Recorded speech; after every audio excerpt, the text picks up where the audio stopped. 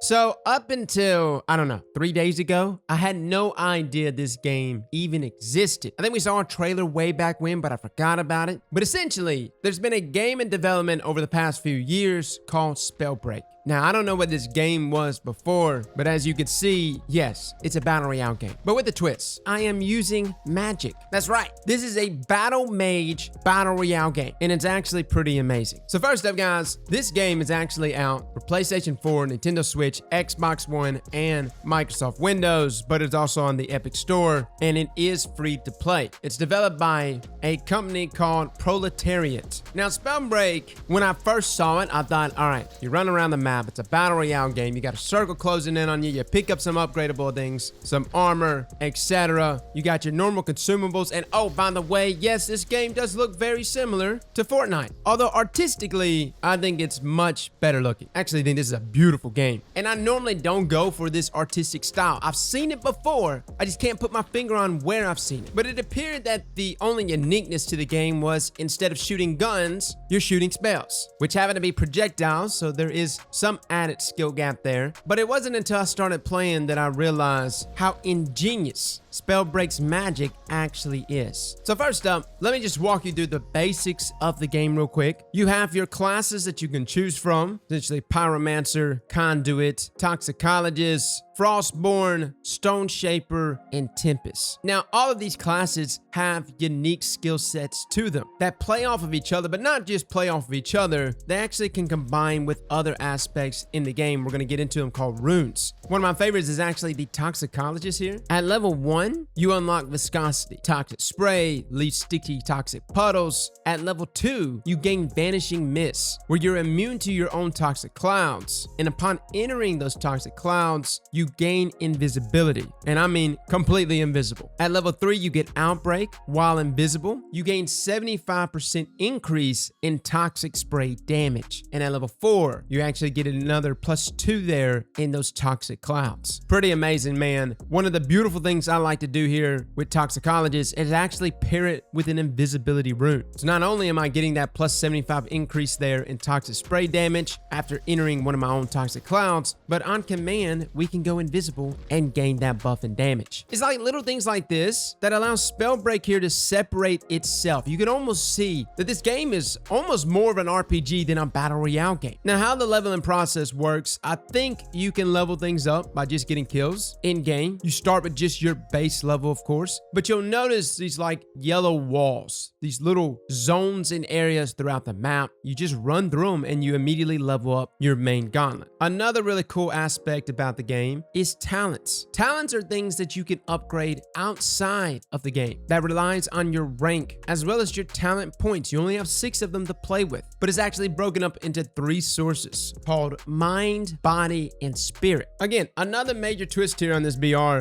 but essentially, depending on what you choose, could play a huge role in your success inside of the Battle Royale. Vital Stone, for instance, as my spirit, states that on disruption, which means on death, you immediately resurrect with 10 health, as well as gaining immunity for 4 seconds after resurrection. Sounds kind of OP.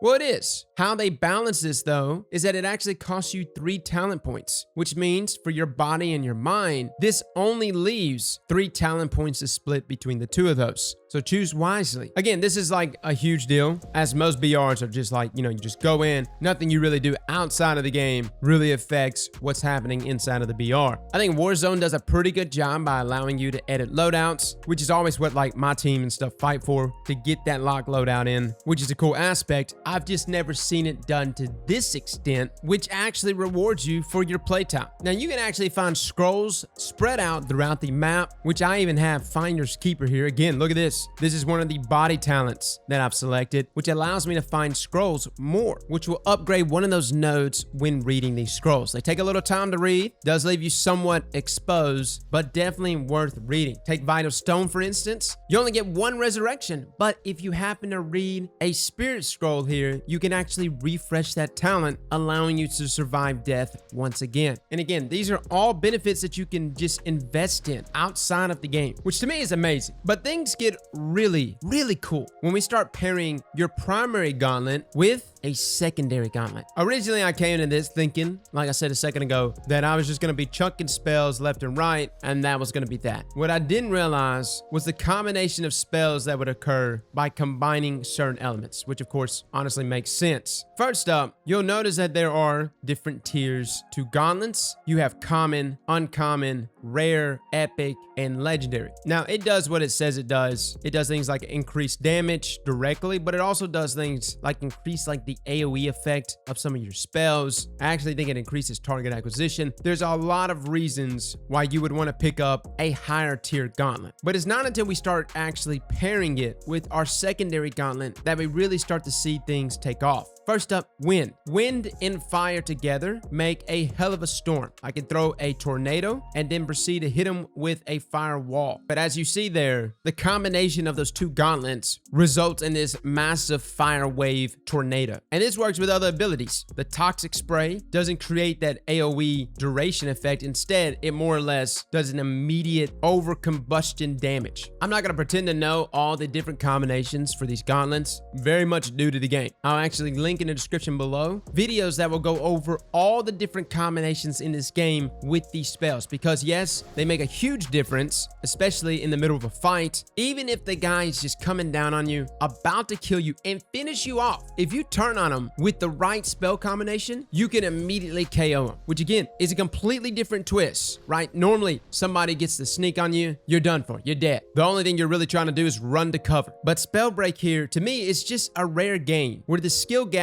really relies on the combination of your gauntlets and how well you effectively use those together. Now, gauntlets are not the only things that you can pick up in the game. You probably notice here at the bottom left here under your HP, you can pick up an amulet, a belt, as well as boots. Now, an amulet actually increases the amount of mana you have. You'll actually see your mana bar there, your display increase the moment you pick up a higher tiered amulet. Then you got your belt, which actually provides armor, and then your legendary boots, which increases your speed, which is quite nice. Your normal run-of-the-mill upgradable items. What's not normal is runes. Runes is that thing in the middle, which adds an extra layer of lethality. This was that invisible rune that I was showing you guys a second ago and talking about, which of course goes hand in hand there with our toxicologist class. Again though, something I want to mention. Toxicologist at level 3, was it? I believe it's level 3, allows us to get that 75% increase there in damage. I believe that that's only the case if the toxicologist there was our primary gauntlet. So just keep that in mind. Just because you are holding two gauntlets does not mean you get those levels 1 through 4 added benefits from that gauntlet. You can only take in the added benefits from your primary gauntlet, or at least to my knowledge. But there is all kinds of runes here. You've got one that allows you to dash. You've got a